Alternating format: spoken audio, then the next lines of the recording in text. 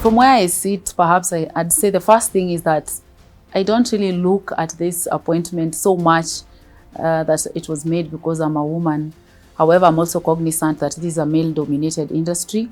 And of course, at these high levels, you don't find women leading.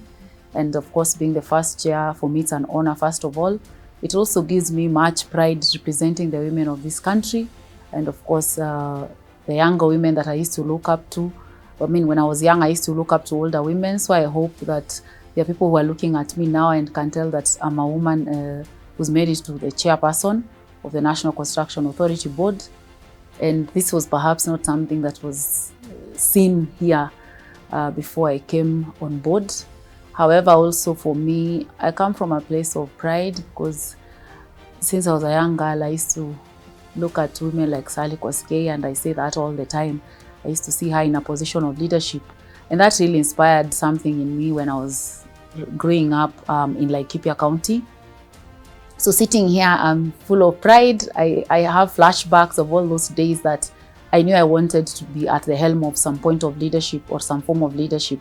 As vice chairperson, first of all, of this same board, before I was appointed chair a few weeks ago, the first thing we did, and I'm pretty proud of, because at the time I was vice chair, I was also the acting chairperson, because there was not yet a substantive appointment of the chairperson.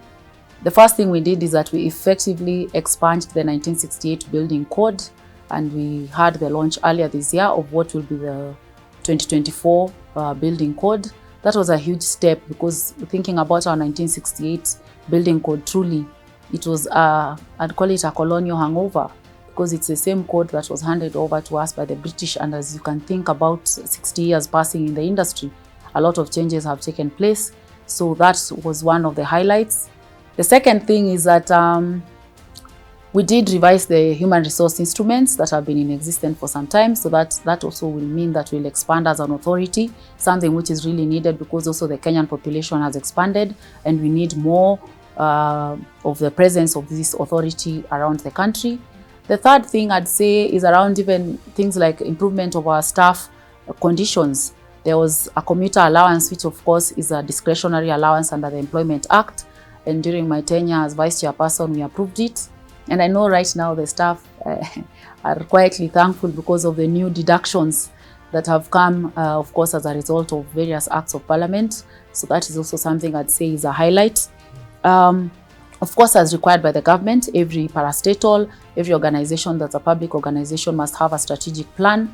So we did the review, a midterm review of our strategic implementation plan 2020 to 2025. And of course, now we will be launching our 2025 to 2030. But now, for now, in the past, when I was vice chairperson, we did the midterm review. We picked the lessons that will inform our next strategic plan. And also we realized areas that we need to plug gaps. I'd also say we managed to get mobile testing labs. Perhaps for Kenyans and anyone who may watch this, we secured this from the World Bank. And during the launch of our code, we also looked at issues of how do we test material, because sometimes building collapse because of the quality of the material.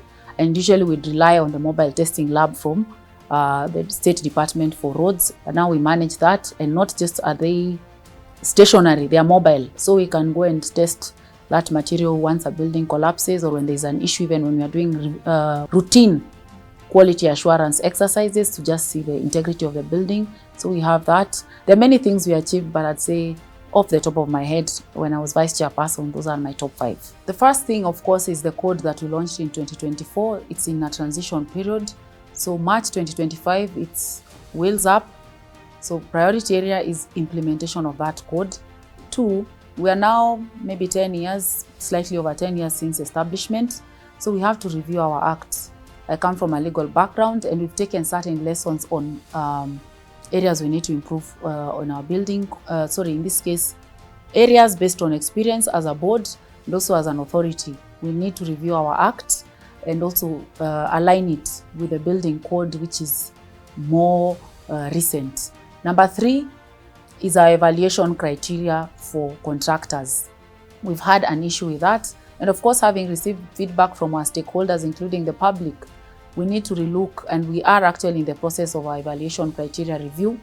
We've already done the draft. The Attorney General has approved it, so it just needs to go to parliamentary approval. So that when a Kenyan looks at an NCA approved or registered contractor, they are sure that is the best. Of course, that means then from the lessons we've learned, instead of documents only registration, we'll now go further and ascertain that you are able to do the job, to be placed in the category that you have applied to be in. Of course, in line with the bottom up economic transformation agenda that has been set by this administration. We are keen on sustainability, green buildings, and climate change.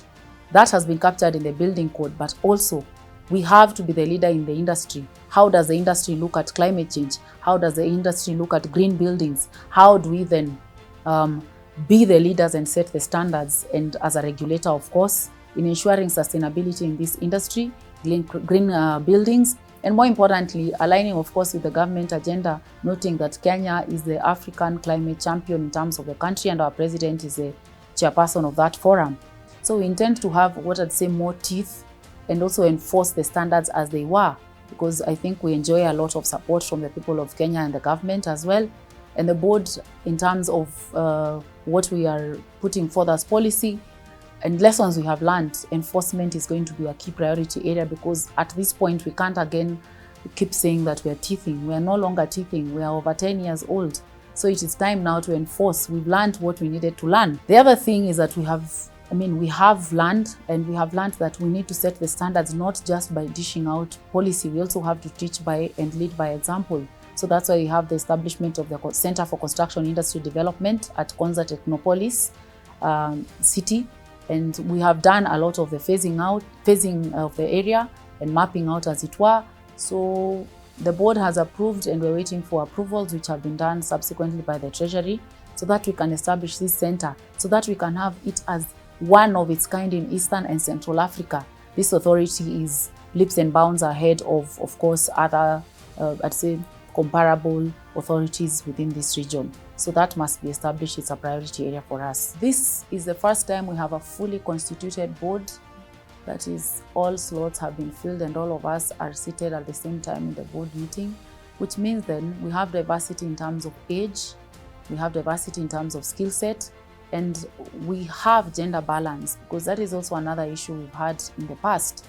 And when these professionals who have been thoroughly vetted sit together in one room, they bring together a diverse skill set.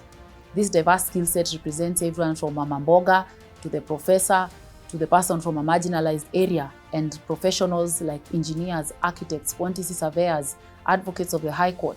So when we sit there, we approach the work of the board from different skill sets. And I'll say that the McKinsey studies have over years shown that diverse boards produce the best results, because you're not thinking in the same way, you're not looking at things in the same way. I'm guided by the Constitution of Kenya, and the Constitution of Kenya speaks that to the fact that we must never exclude any parts of our society, and this means women, this means youth, this means persons with disabilities, marginalized communities. So first of all, I follow the law. Second, as an authority, we are bound by law to report on those parameters every year to the respective overseeing bodies. If it's on gender, we go to the National Gender Equality Commission, and vice versa, or as it were, depending on whatever organization it is. Now here, personally, I come from a strong inclusion background. I have chaired the Kenya Private Sector Alliance Gender Sector Board and created policy and collaboration efforts for private sector as a leader in inclusion, and inclusion meaning gender, youth, and persons with disabilities. And when I was appointed to this board, I carried the same vision, and that is why I'm very pleased that we have a diverse board now, both in terms of diverse skills, both in terms of, I'll even say gender, age groups, etc. On persons with disabilities, even in my tenure as vice chairperson, before I became chairperson, I pushed for policies and for us to go and collaborate specifically with organizations that have persons with disabilities who are qualified. We also passed a disabilities policy in this authority. We also passed sexual harassment policies that aim to make inclusion and the workplace here, I'd say, palatable, so that we are able to attract diverse groups. We also, of course, understand that we are one of the authorities with the youngest composition in terms of median age of our employees, and therefore policies have to accommodate understanding that there are different generational policies and generational expectations at the workplace. What I'd say is, nonetheless, policy is there. In Kenya, there is no shortage of policy. It is implementation. And for me, my life generally has been about inclusion. I'm a life member of the Federation of Women Lawyers. I have done a lot of persons with disabilities work. I teach students at the university, so I'm able also to mentor and nurture the upcoming generation. So for me, I'm just speaking from a point of this organization will just implement what we already have, and which anyway we have already been doing. So perhaps it's doing it perhaps more widely and tell people about it. But I have no doubt that inclusivity has always been part of us, as you can see, and we're just going to do better. I intend to leave an industry that is satisfied, that is a regulator that taxpayers pay for, because everything in this authority is run by taxpayers' money.